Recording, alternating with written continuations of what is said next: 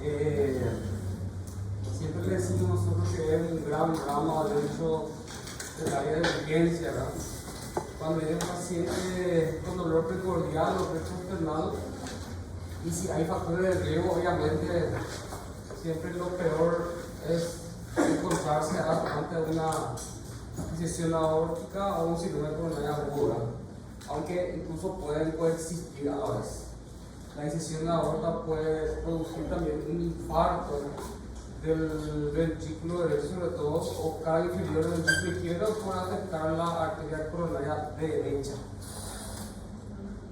Bueno, por definición, la disección de aorta es porque hay un desgarro súbito de la capa interna de la aorta, que es la íntima, que origina una falsa luz, y la presión de sangre va disecando en forma distal la capa media de la aorta. Entonces se divide en dos capas: la lámina elástica externa unida a la denticia y la capa media muscular unida a la íntima. Entonces se propaga eso y produce luego otra luz, otro desgarro distalmente, que se comunica nuevamente esa sangre con la luz verdadera. Entonces se forman dos luces: una luz verdadera por donde pasa la sangre y una luz falsa por donde va la disección de aorta. También se le dice el caño de escopeta, esa imagen, ¿verdad?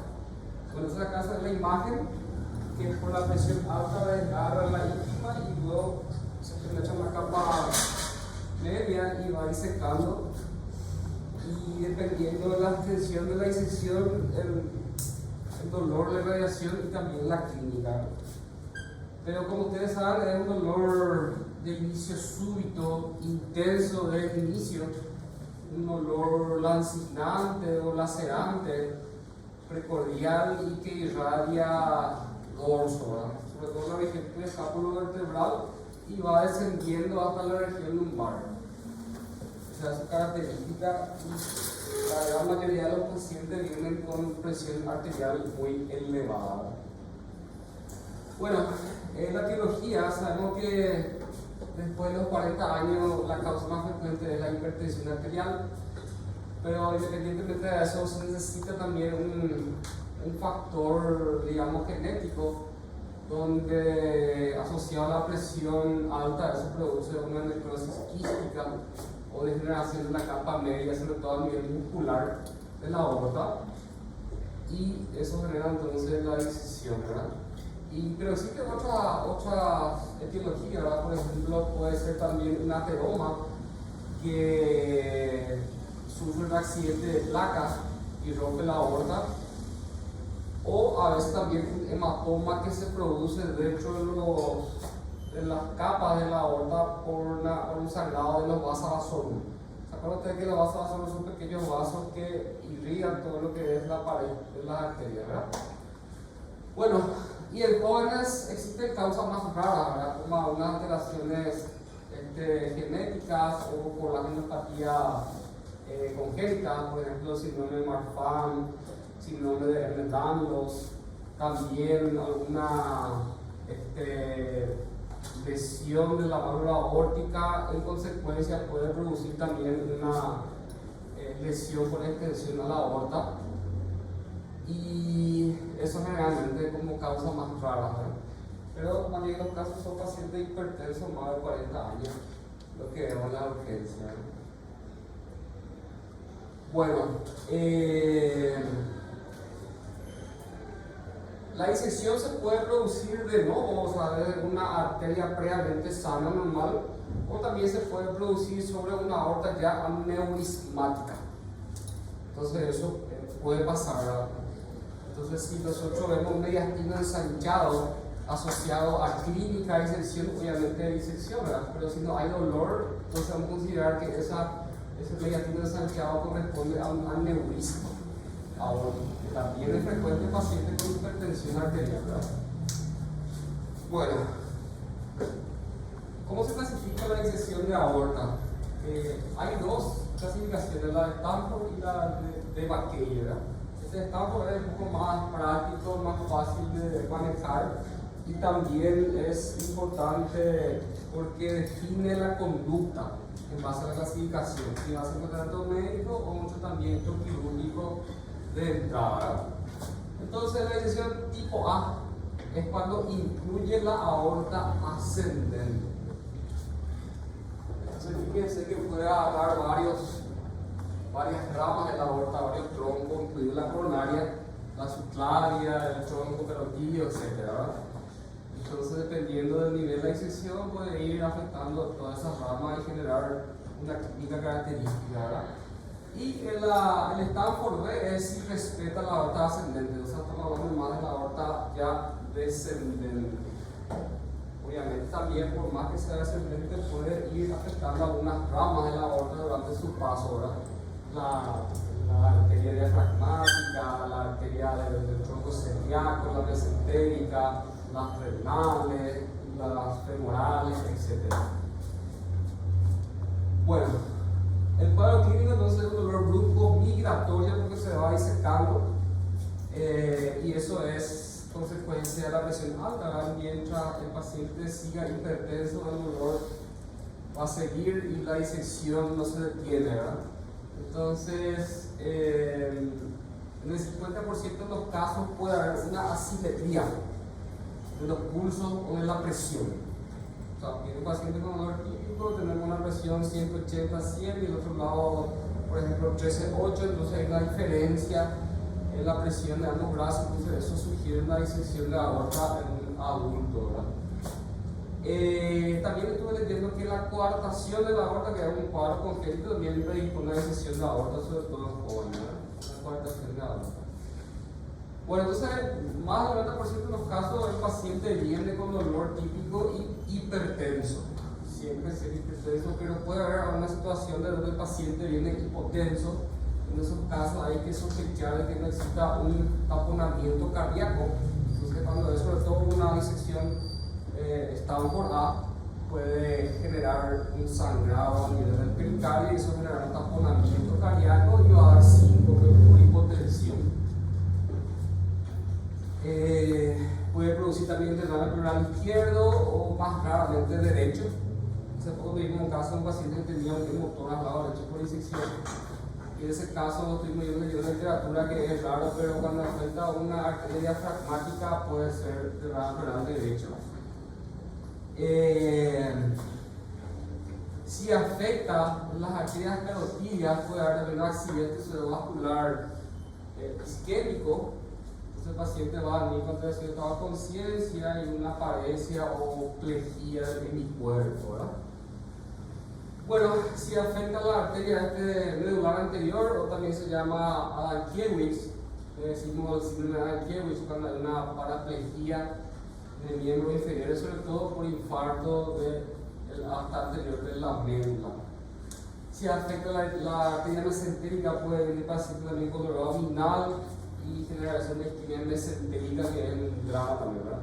Si afecta las renales, puede haber insuficiencia renal progresivamente, entonces, otra vez el análisis de sangre, el perfil renal va a ir alterándose progresivamente, ¿verdad?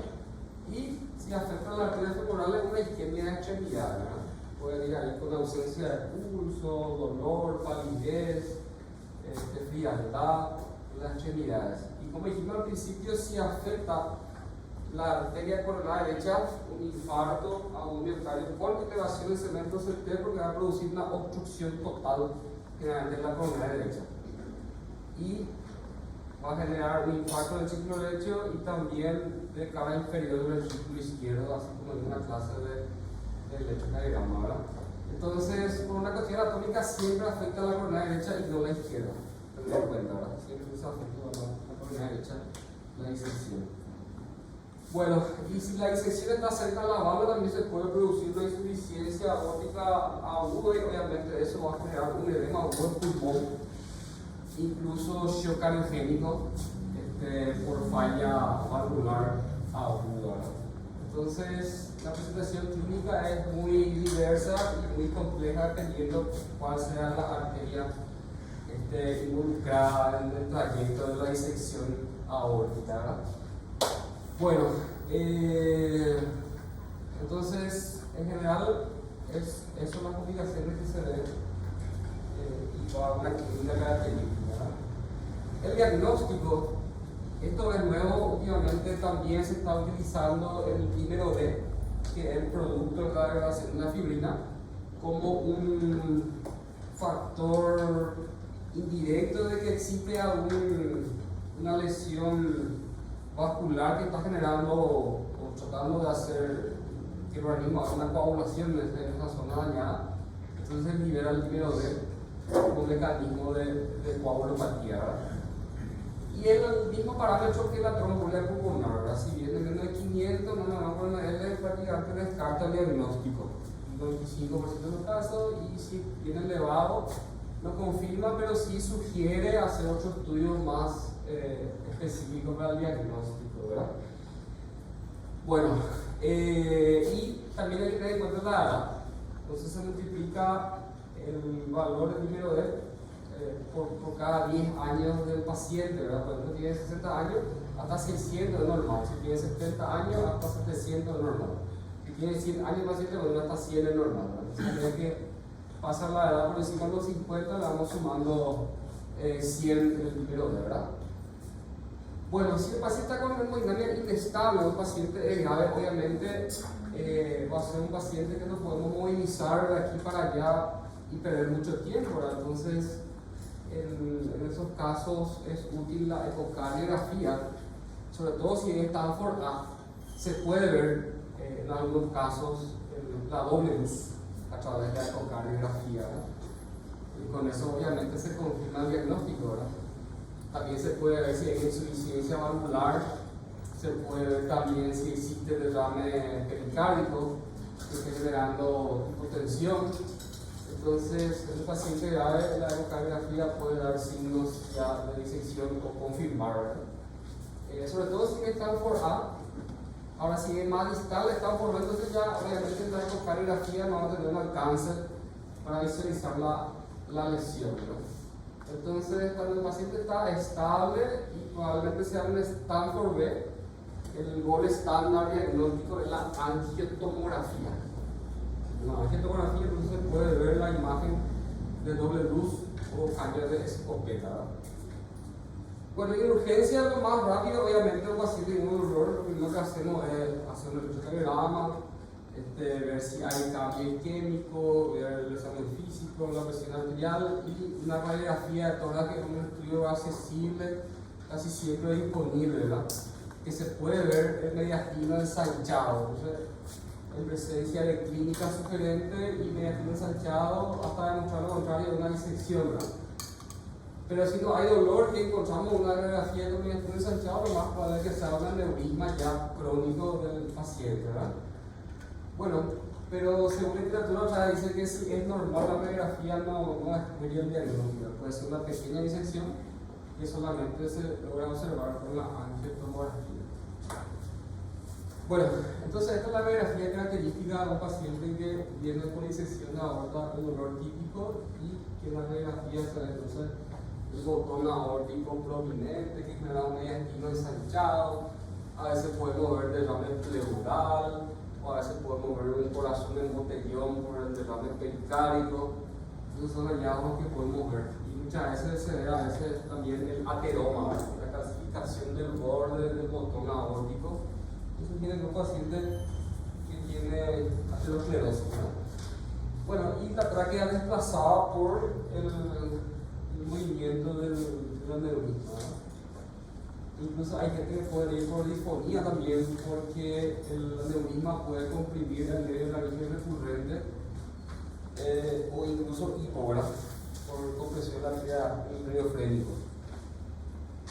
Bueno, esta es una ecocardiografía entonces transtorácico, ¿verdad? Que es lo más rápido, lo más accesible. El trazo mágico no vamos a poder hacer un paciente con un movimiento inestable. Entonces la ecocardia es un equipo transportable y se puede hacer en la cabecera de la cámara sin necesidad que el paciente se traslade a otro centro, no así la tomografía. Entonces aquí se ve la ecocardiografía, una luz verdadera y una luz falsa. Fíjense que dentro de la luz falsa ya la densidad de la sangre es diferente, ya tiene como grumos, lo que indica que ya hay un estado de coagulación dentro de la luz, ¿verdad? Sin embargo, la luz verdadera es bien anecoico, bastante líquido, ¿verdad? Y a esto se llama flap de disección, ¿verdad? Esta línea que divide, que sería la íntima con la capa media ocular, es lo que le divide la falsa luz, o flap de disección, ¿verdad? Bueno, si bien con esta ecografía, obviamente el diagnóstico está confirmado y lo más probable es que sea un Stanford A, y el tratamiento en esos casos es netamente quirúrgico. Quirúrgico a cielo abierto, ¿verdad?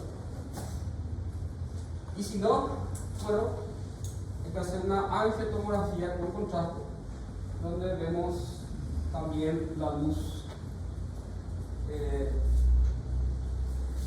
verdadera y la luz falsa. Fíjese también que el contraste ya no está pintando de forma homogénea la luz falsa, porque ya hay también sangre coagulada, ¿verdad? Entonces va cambiando la densidad del color. Dependiendo del tiempo también de cuándo se da la tomografía. Nosotros probablemente en la mayoría de los casos ya veamos así, ¿verdad? Porque ya pasó mucho tiempo y ya se ve una densidad diferente, pero cuando es bien reciente y hacer una tomografía al instante, como ver probablemente el mismo color, el contraste, tanto la luz verdadera como la falsa. Bueno, aquí se ve una aorta descendente, también con aumento de diámetro, que ya había un aneurisma previo probablemente, en este caso. Y de esa forma entonces es el vuelo estándar para la confirmación de una disección de aorta.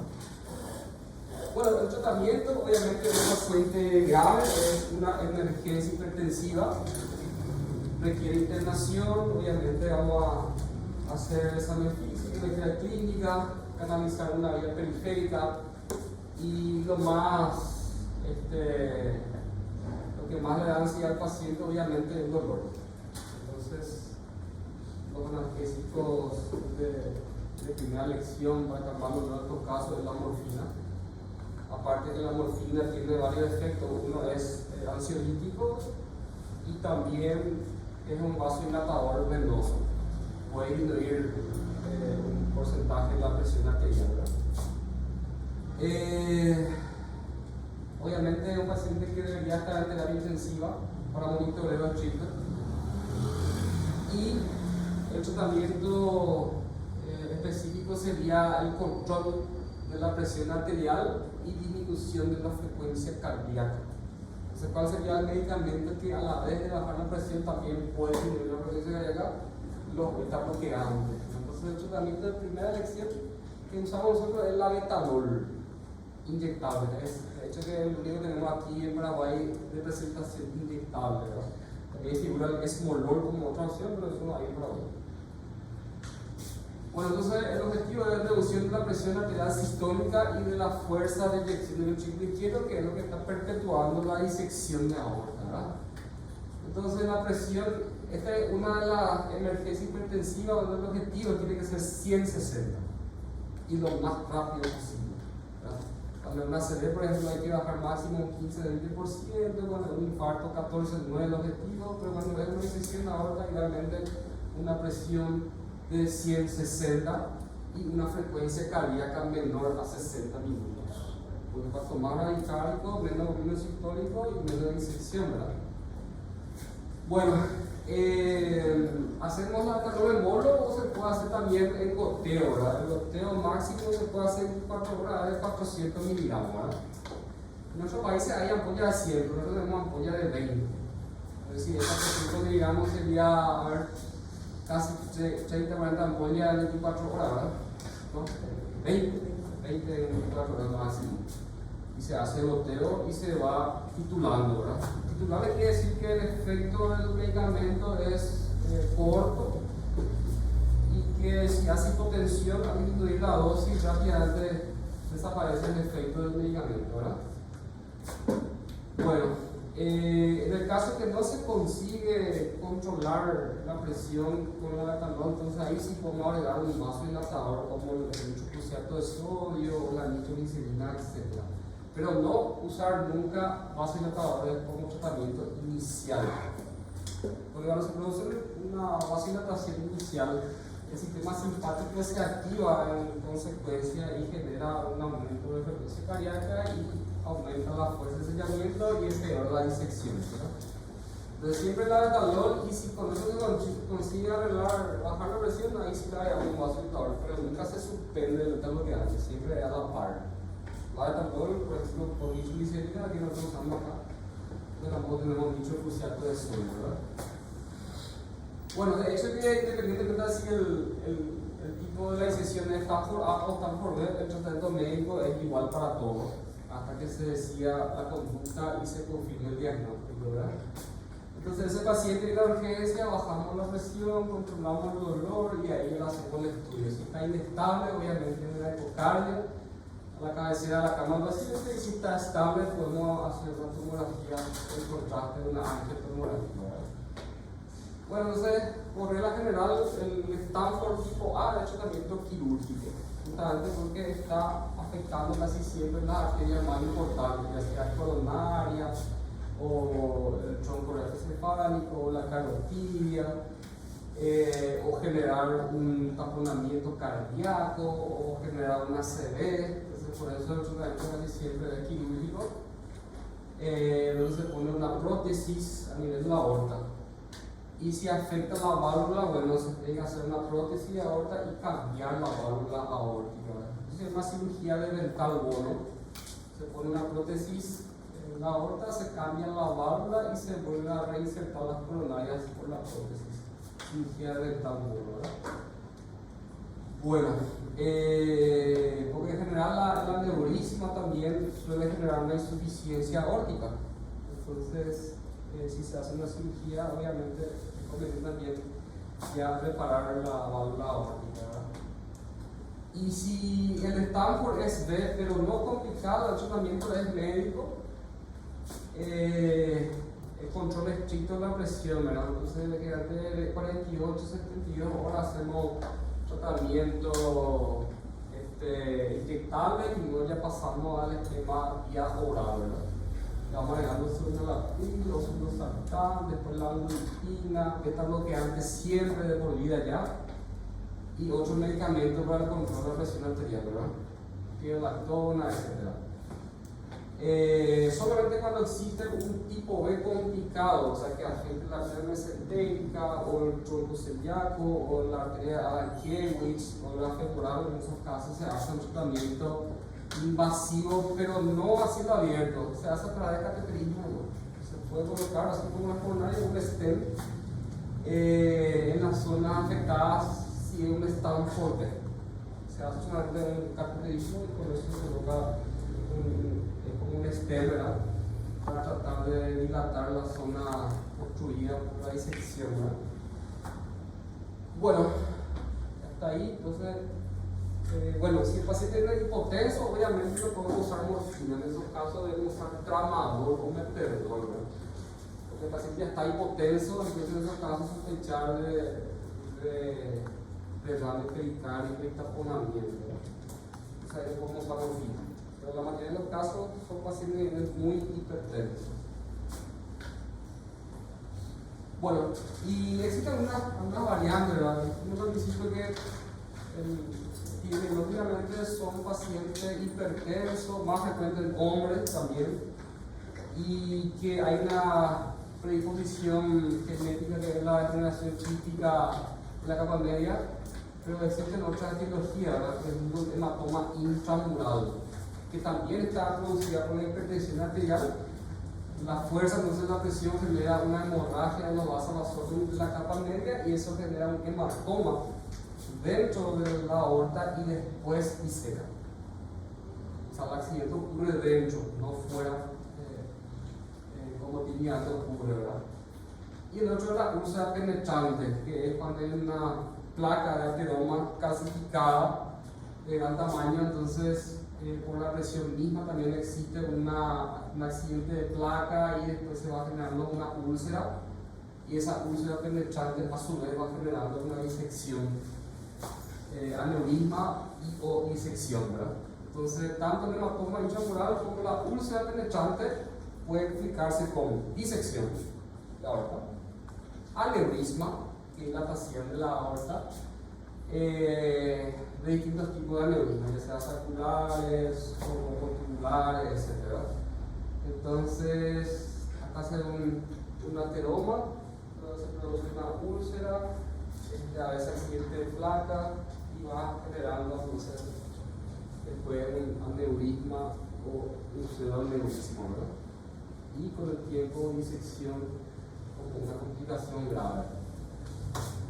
Bueno, hasta ahí, ¿alguna pregunta de tema?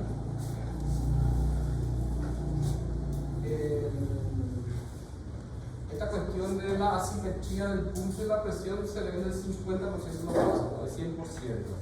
O sea, uno tiene ese concepto de que si no hay, no hay disección, y no es así, ¿verdad? Dependiendo si afecta o no la arteria braquial, ¿verdad? O femoral.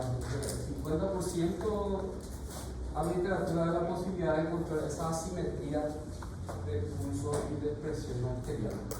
Entonces, en la primera lección, lo primero que hacemos una urgencia es la de calor, y si no se consigue, se agrega más sentado, no se suspende el dolor que hace. Y obviamente, estos pacientes después tienen que continuar con el dolor que hace ya de por vida, no solamente durante el tratamiento agudo, ¿verdad? De hecho, que también un paciente hipertenso que tiene aneurisma, esto también necesita bloqueante, porque disminuye la progresión del aneurisma. ¿Entienden?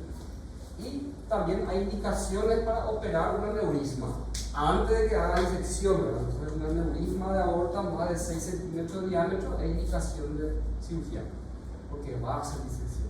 O si crece más de 1 centímetro al año, esa aorta también es indicación de cirugía. Y a nivel abdominal 5 centímetros. Si es más de 5 centímetros la aorta abdominal, el aneurisma también se opera, pero en ese caso puede ser solamente a través de litoprótesis cuando es aorta descendente.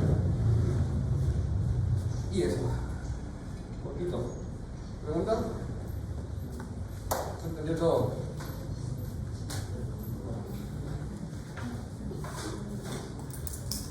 Claudia Costa, Rubén Ábalos, Emanuel Bonacera, Nelson Barrios, presente. Victoria Barrios, Oscar Cabral, Marcelo Campos, Liz Cardoso, Elisa Carísimo, Cintia Carrezo, Oscar Casanelli, Marta Castellani, Mariana Oliveira, Karim.